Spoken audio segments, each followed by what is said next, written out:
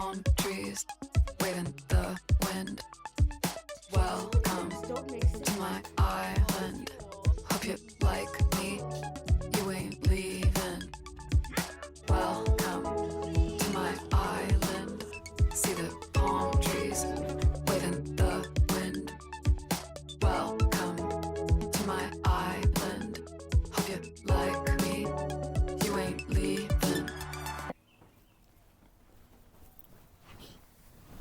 Hey!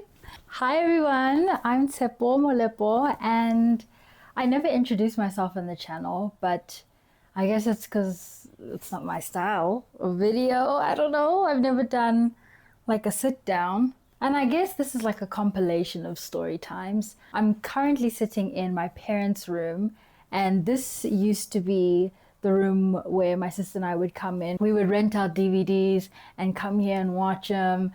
I believe it was the week Michael Jackson died. We didn't even know who he was, but because he was all over TV, we were like enamored by him, my sister and I. And we got a bunch of DVDs, like literally as many DVDs as we could. And we would just come up here and like binge them and write the lyrics down and memorize them. So I thought this was the perfect room to do a video like this, kind of going into a little bit of my lore.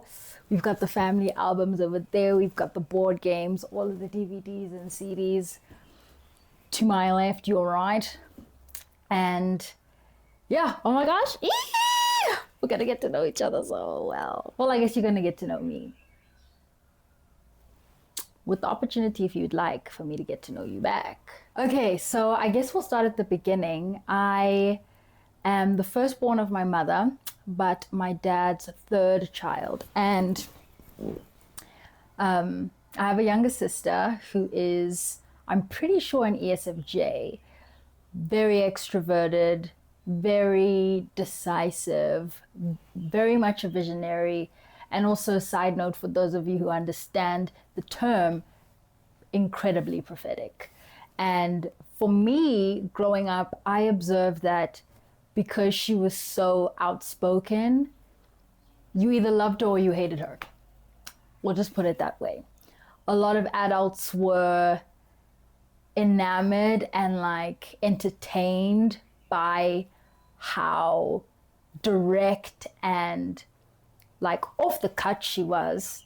And though sometimes obviously there has to be some chiseling, because you can't just say whatever comes to your mind. Some things might be offensive, inappropriate. And so I also saw on the other side of that how she would often be misunderstood or labeled certain things that just weren't true, just because at face value it's like the only people who speak this way or do these things have this label associated with them. And because of that, no matter how hard she would try to vouch for herself, I saw that sometimes people would just stick to what they believed. And that communicated to me that, okay, sometimes being yourself is going to get you in trouble, in which case, for the sake of my own sanity and sense of survival and security, I'm going to need to be hush. And so most of my childhood was like, I was kind of living like a double life. To the adults, I was like super calm, demure, as they would say, very quiet and shy even, maybe. But to my friends, I probably looked like an ENFP, okay? So like, I felt very much like an extrovert, like I had a squad in grades 1 to 3. I was the leader, in fact, if I do say so myself. And I just loved being around people.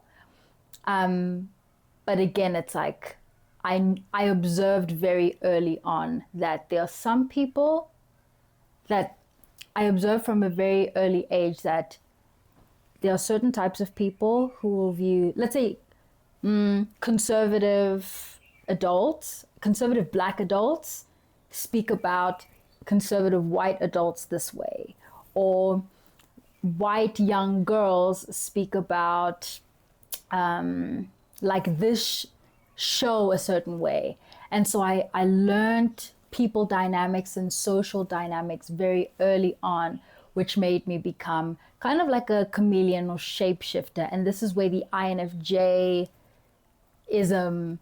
is most obvious to me when it comes to personality typing. And so I guess speaking to why this is important in the first place, when you have lived your whole life feeling like a black sheep in the family, or just like extraterrestrial in general, like you can blend in with people, but you observe that some people seem to have a level of depth with each other that for some reason you can't reach. Like what feels really deep and resonant for you to go into and tap into in conversations, people aren't thinking of going there, or there's just a disconnect with that type of depth, which communicates to you, okay, do I not belong here or something?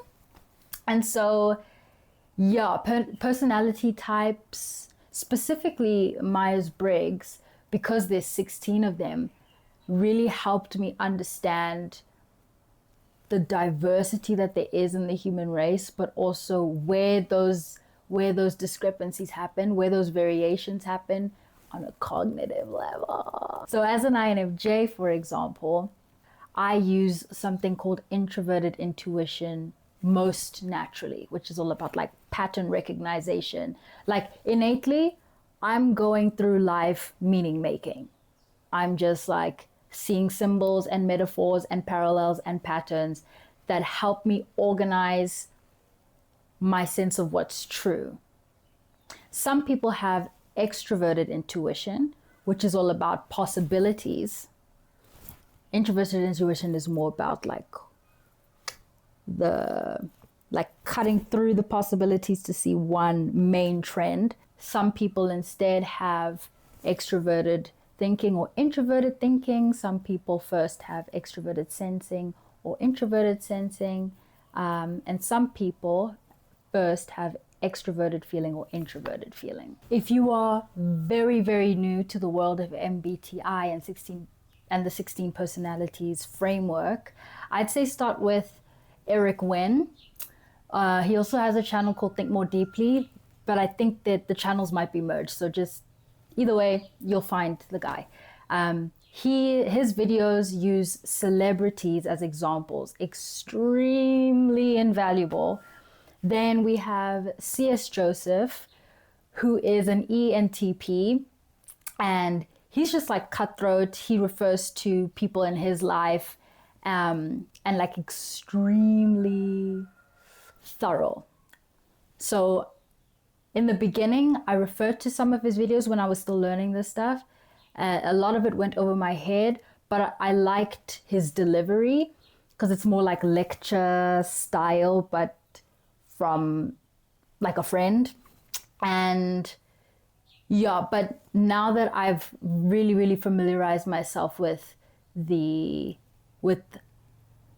framework itself, I've gotten a lot more out of his videos. So if you're a nerd or if you prefer the lecture style, C.S. Joseph.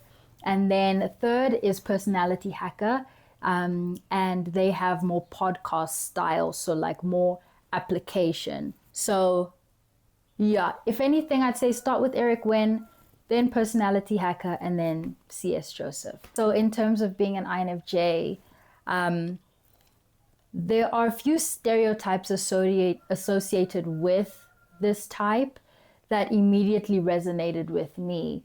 One of which being the whole chameleon aspect of like shape-shifting for the sake of social harmony, and that would be the extroverted feeling. Introverted feeling is about my values, my beliefs, my perspective, in like having such an instinctual awareness of my internal world that informs how I present myself and how I understand the external world. Extroverted feeling is the opposite. Instinctually, we think first about what other people value.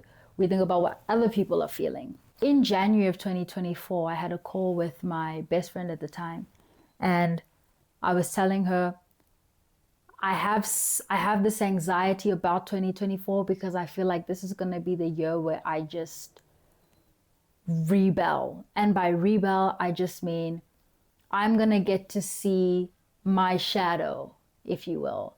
The parts of myself that I've hidden and buried and kept for the sake of self-preservation and my sense of social security and safety. I feel like I'm going to get to face myself this year. And I'm terrified about that because I feel like people are going to be confused because I've been pretending this whole time. And even though it has been me, it's like I've been wearing different costumes, same actor.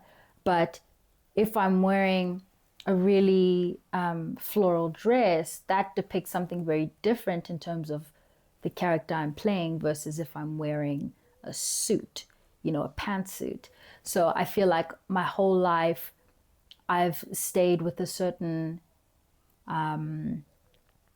aesthetic in my behavior and my speech and my beliefs, that when I'm alone with myself, some of those items of clothing have been switched out for, let's say, like,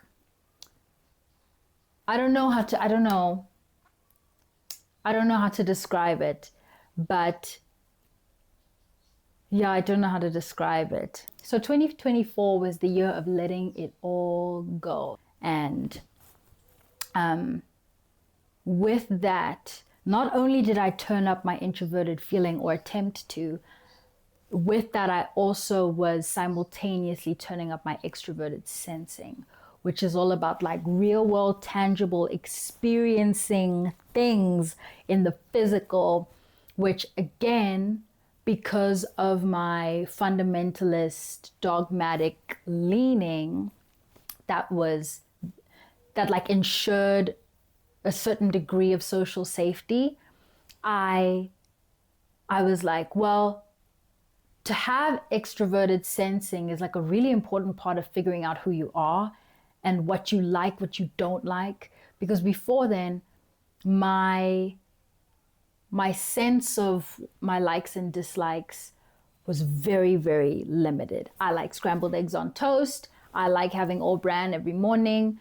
And I'm really not at all interested in taking risks in that way. The risks I love to take are up in here. Give me the hypotheticals, give me the what ifs. I will definitely risk take all the way and play in the realm of my imagination. But in terms of, and I guess my sister would argue actually, because when I was 2019, I did play quite a bit. I started smoking weed. I got drunk once, but it was like at a restaurant with my friends. And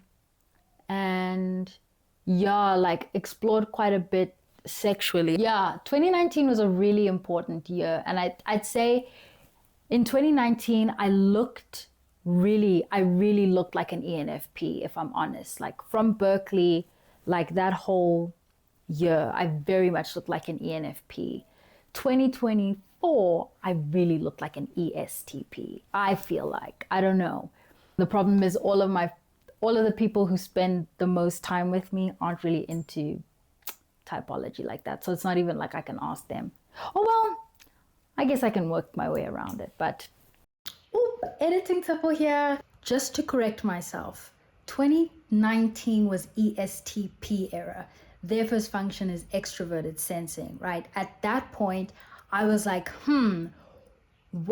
how can I experience reality in my physical body? Because again, for most of my life, I've been an introverted intuit. Like that's my default.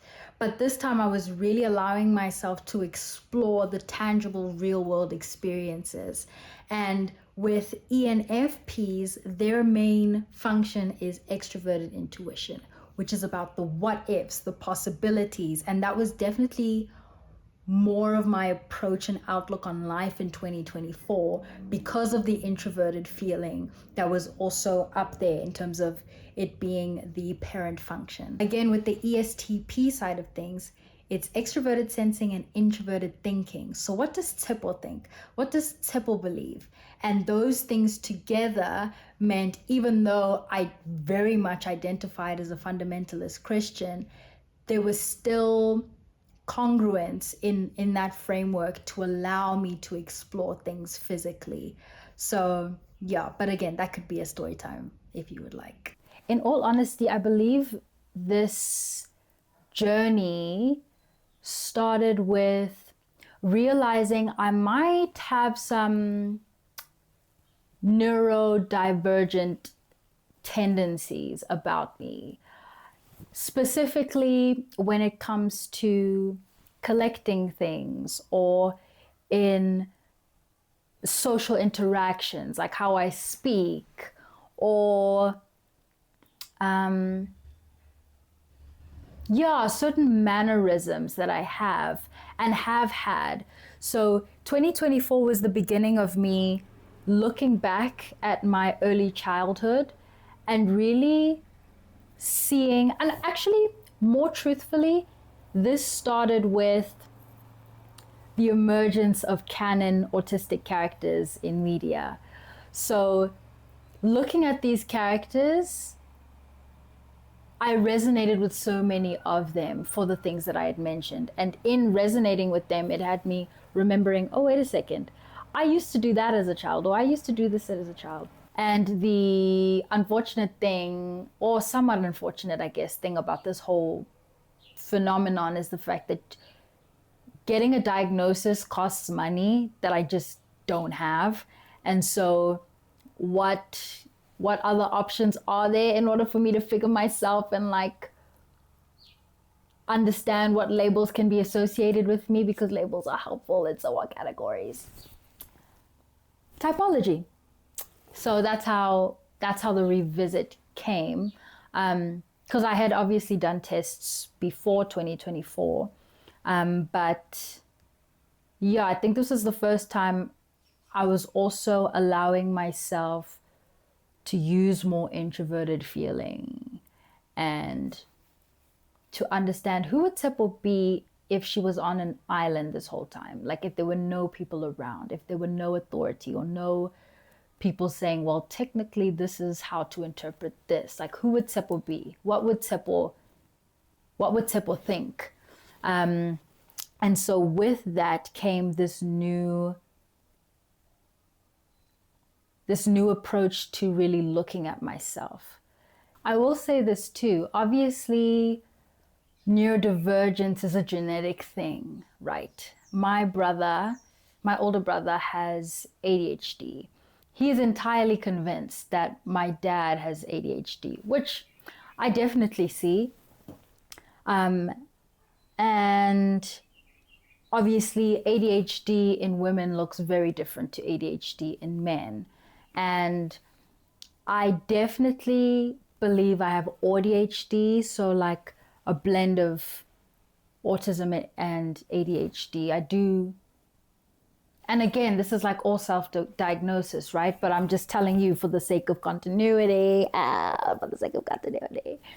when we look back at 2026 and we're like, wow, Seppo said that, and that was true, or it wasn't true, you know? But yeah, so just to say, there is that piece to this whole chat too. Okay. They say no INFJ, like INFJs are not as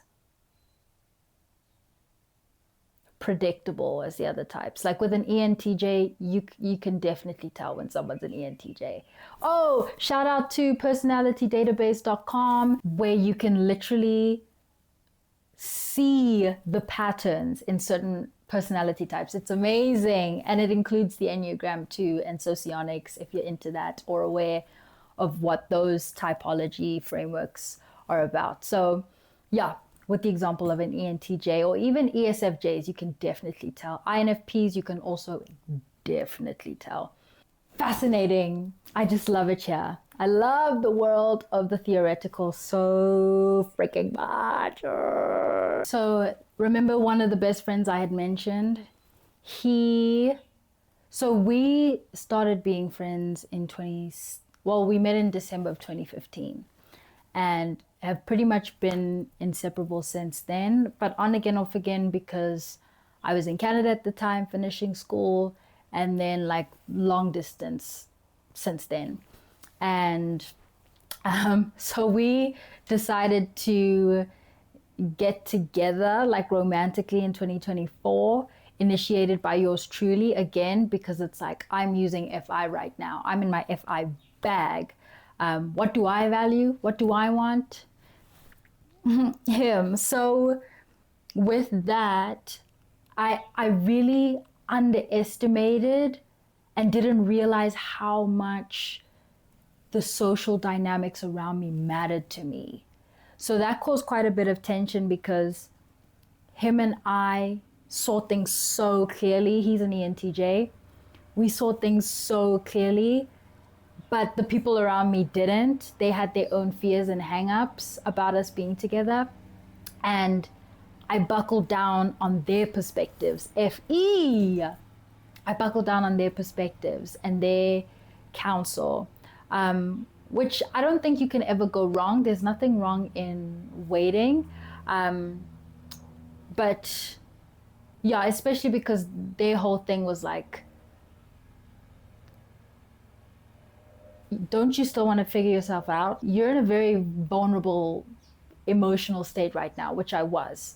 Oh, shout out to therapy. I'm starting therapy this month at some point. So,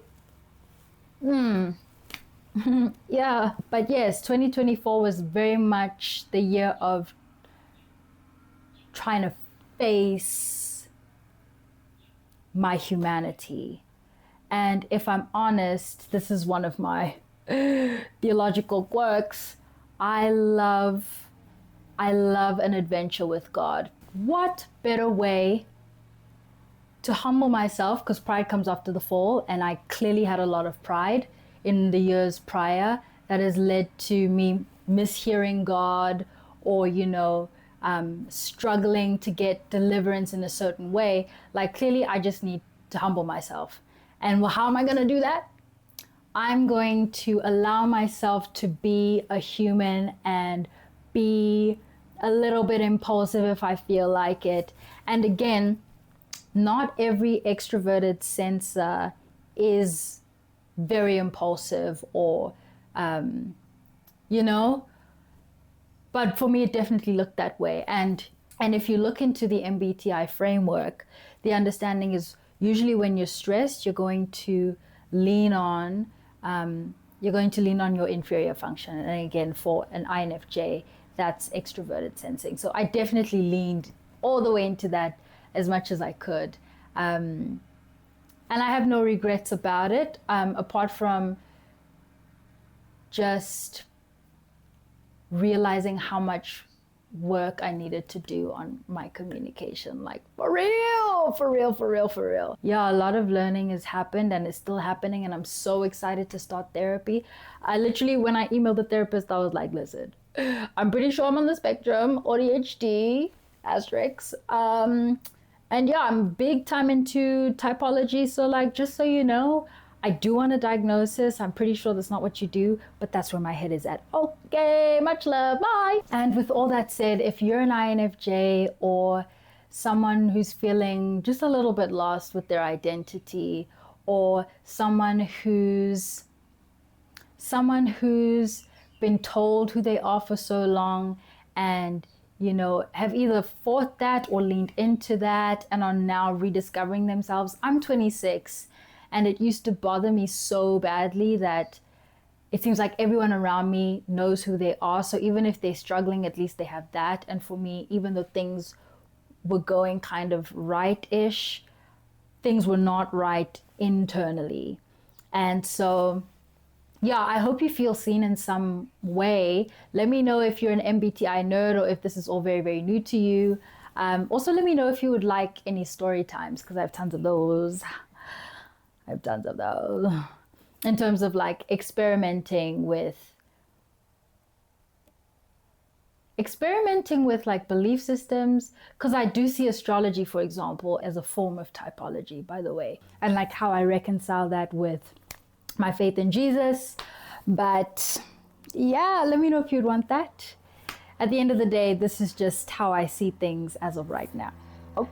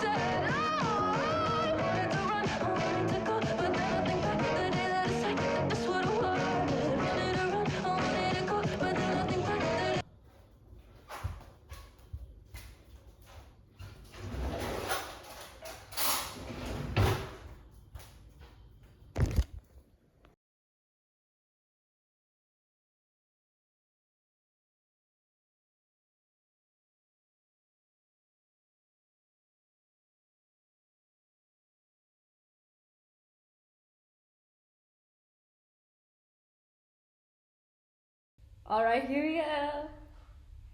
I like insects, I like dancing, I like flossing, I like jazz, I like stalking people walking. Oh. All right, here we go. I like insects, I like dancing, I like flossing, I like jazz, I like stalking people walking, I like being with them. I need grace to change my mind up, though it happens way too much. My space is usually messy, but it's organized as such. Give me try.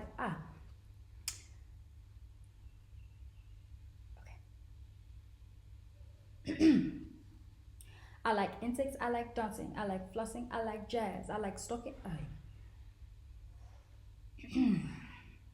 I like insects, I like dancing, I like flossing, I like jazz, I like stalking people walking, I like being with the fam. I need grace to change my mind up, though it happens way too much. My space is usually messy, but it's organized as such. Give me Christ, Paul, David, Young, Joshua, Mama, De Silva, Spawn. I say I do what I want, but my reputation.